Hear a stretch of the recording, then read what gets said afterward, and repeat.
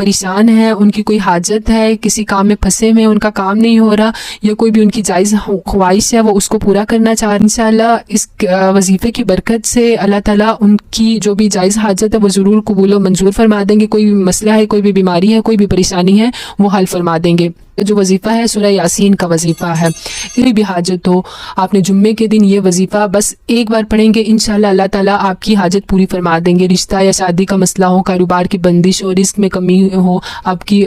رزق میں کبھی کمی اللہ تعالیٰ نہیں آنے دیں گے اس کی برکت سے، کوئی بھی مسئلہ یا کوئی بھی پریشانی ہو، آپ نے یہ عمل کرنا ہے، انشاءاللہ آپ کی مصیبت حل ہو جائے گی۔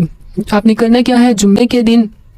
جمعے کی نماز پڑھ کے قبلہ رخ ہو کے بیٹھنا ہے اور 3 مرتبہ سورہ یاسین پڑھنی ہے۔ سورہ یاسین پڑھ کے آپ نے اللہ تعالیٰ سے دعا کرنی ہے، انشاءاللہ رو رو کے دعا کیجیے گا، اللہ تعالیٰ جو میں نے پاک کی اس سورہ کی برکت سے آپ کی حاجت ضرور قبول و منظور فرما دیں گے۔